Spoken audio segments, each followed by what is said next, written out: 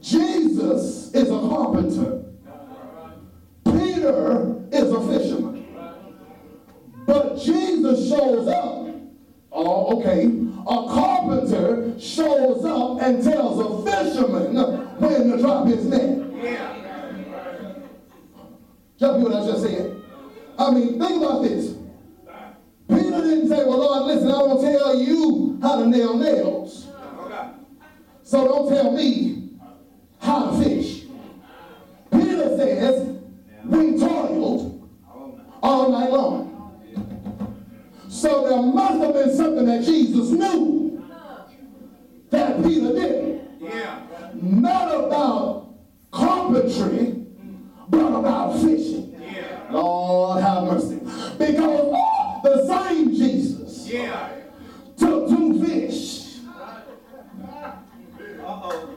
Y'all hear what I just said? And 5 loaves of bread. The same Jesus turned water into wine.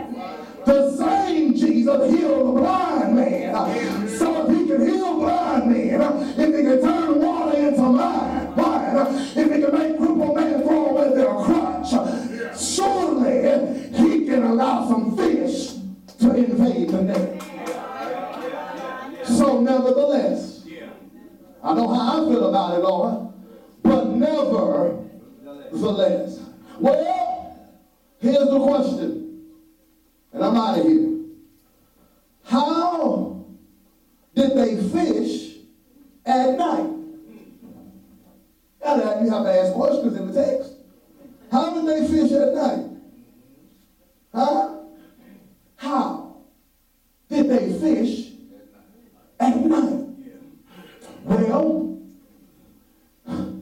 these fishermen used a very powerful and effective method. It's called light. See, I know y'all was waiting on something real heavy. Are you with him? It's called light. Now watch this. When the light shines on the water, let's get out of here. When the light shines on the water, the fish gravitate to the light. When the light shines on the water, it's nighttime, but the fish swim to the light. Okay, it's midnight outside, but it's daytime on the water. And when daytime shines in the middle of the night, daylight can break nighttime.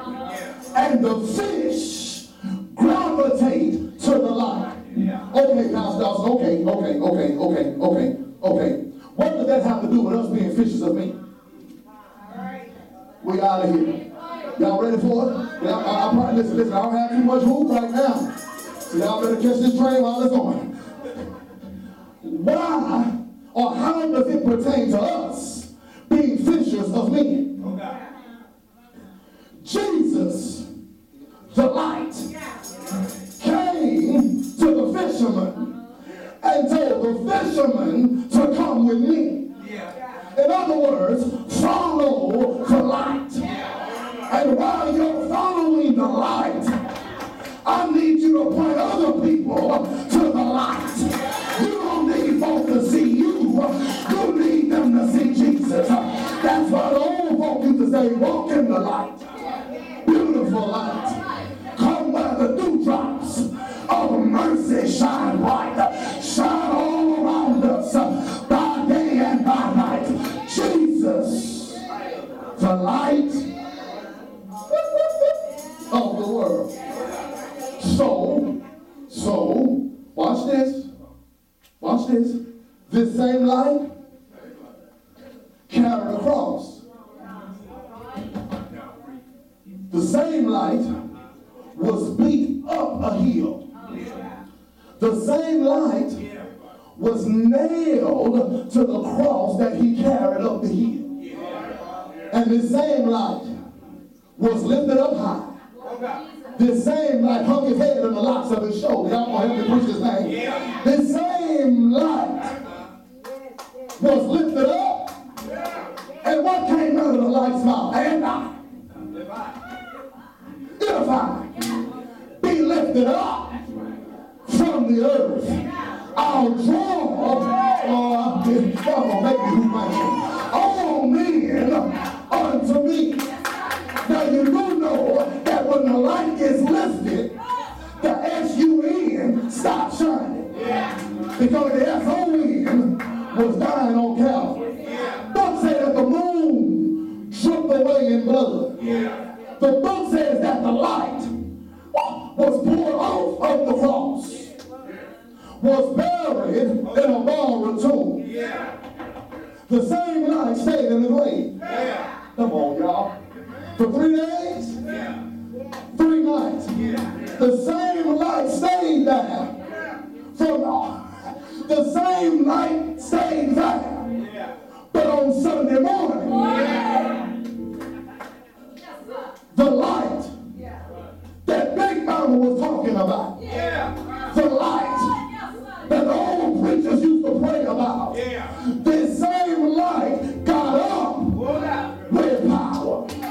Preach, Pastor Dawson. And that same light gave you power to act right, power to live right, power to worship right, power to praise right, power to lift up my hands and to tell God, for do I have anybody in the building who can testify that you're just grateful for the light. Now, I didn't want to teach this morning, but watch this, watch this, watch this, watch this. Once you can see, once you can see, once you can see where you're going, God can show you an end. Because you can't see destiny and you can't see destination if you can't see the light. And that's the reason why some folk have a hard time praising God in church. Because they can't see the forest for the trees. Well, your job is not to see the trees. Come on, help me in here. Your job is to see everything that God, listen, some of us, you know what, we're comfortable with just a bed of lettuce. How many of you like salad? I like salad. Everybody likes salad. Some of us are comfortable with a bed of lettuce. But if all I'm comfortable with is a bed of lettuce, guess what? God will never send you a tomato. He'll never send you cucumbers. He'll never send you green and black olives. Because I'm comfortable with just a bed of lettuce. I'm not comfortable with seeing the trees. I want to see the forest. I want everything that the Lord has for me. And so, this light is afforded, and I'm out of here. This is it. To everybody that's in here right now. To everybody that's in here right now. This light is afforded to you. God allowed his son, who is the light of the world, to die so that all of us can experience life everlasting. And let me tell you something. That ought to stir something in your spirit. That really ought to make you happy to know that he sent his only son. Because the reality of it is that we wouldn't have sent ours. Y'all hear what I just said? We wouldn't have sent ours, but God said, guess what? You couldn't do it, so I'm going to send my son. So that all of us can have a right to the tree of life. Every head is bowed and eyes closed. If you're in here this morning, you can come. This is the day that the Lord has made. I will rejoice and be glad in it. If you're in here this morning, we'd like to extend the invitation. We don't open up doors of the church here because the doors of God's church are never closed. But if you're in here this morning,